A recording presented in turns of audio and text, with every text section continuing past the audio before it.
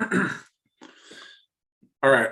I'm going to assume that we're live. I'm Dennis. I am a coach for men. And today I had yet another call with a potential client who said, I have money and I am living a pretty happy life for all intents and purposes, at least from the outside.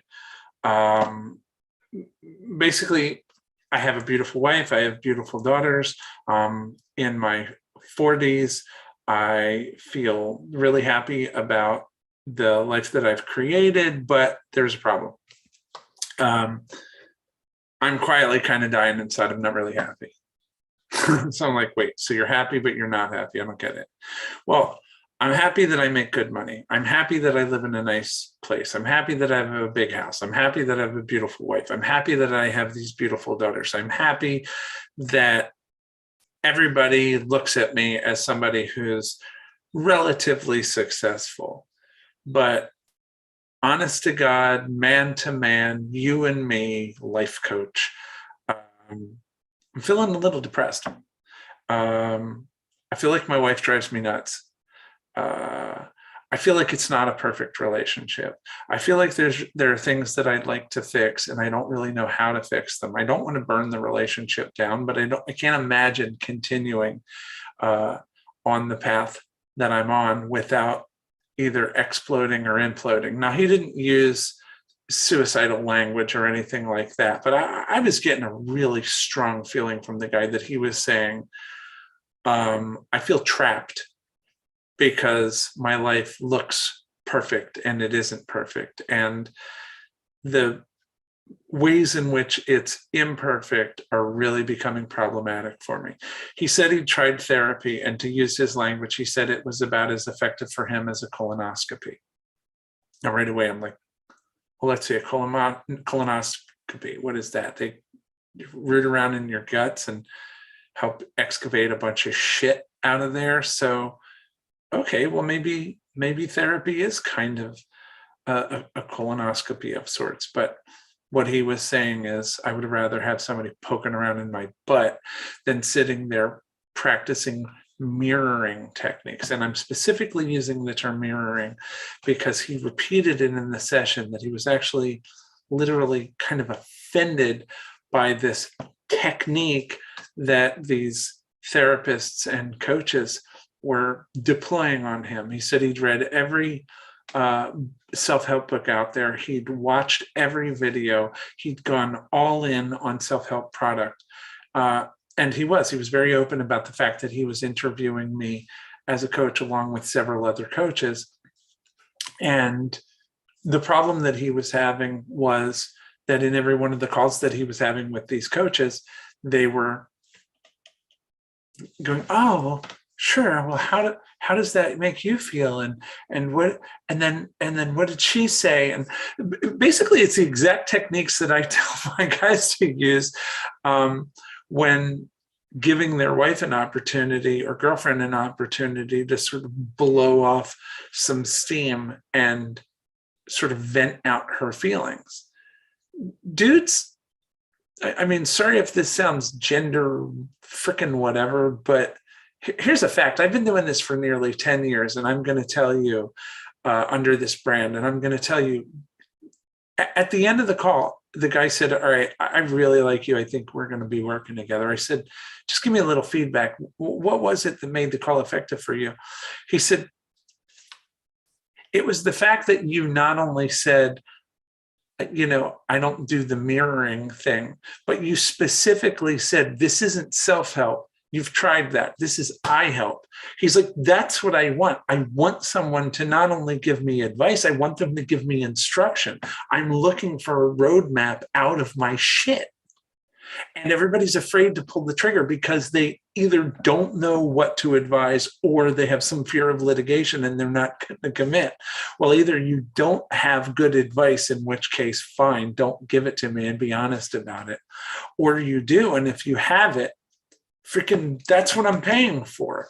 I'm looking for instruction. If my car were broken, I would, bring it to a mechanic and I would want them to fix it. I'm looking for a fix here. That's what I want. So, again, I have a client who is he's a consultant for Fortune 200 companies. And in consulting, same thing. They teach mirroring as a way to gain client confidence. So this is not what the average dude is looking for when he's coming to me saying, my shit is fucked up and I need help. Like, look, man, my guys make, 100, 200, 300, 500, 700, $1 million a year. Like, my guys are no small potatoes. These are high earners and they have a lot of stress in their lives and they have to be professional all day long.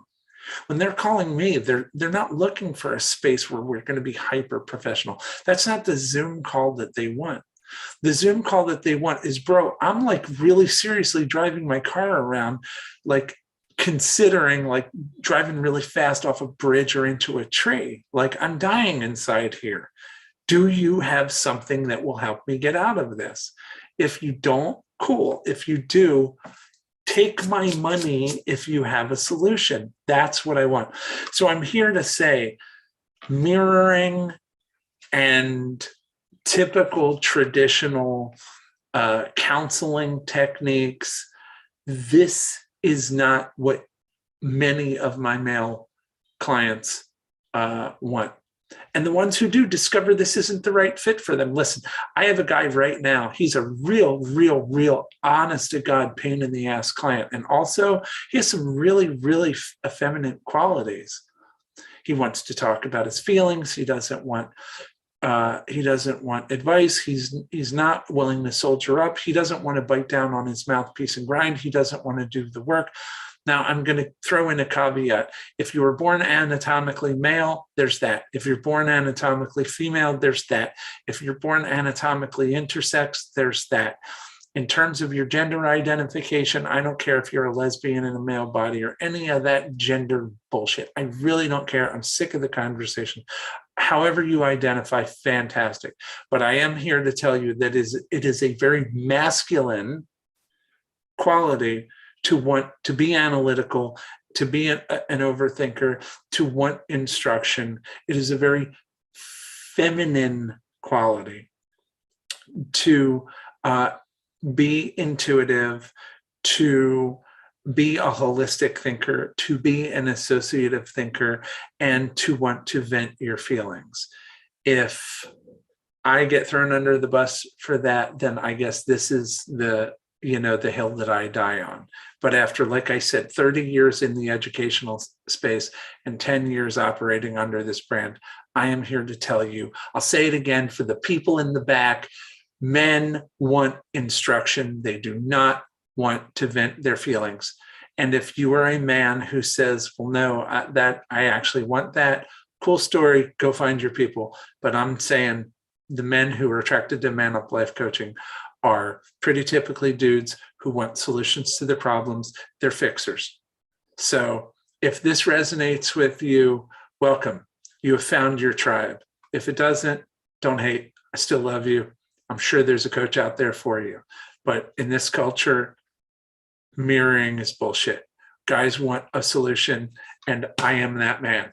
If you are looking for a fix to your very typical problems, meaning you're stuck in some way, you're stuck in your career, you're stuck in your health and fitness goals, you're having difficulty with personal organization, you are an overthinker and you tend to be a catastrophizer, you are spiritually misaligned, you tend to be very self-judging and very critical and need to change your inner dialogue and develop a winner mentality.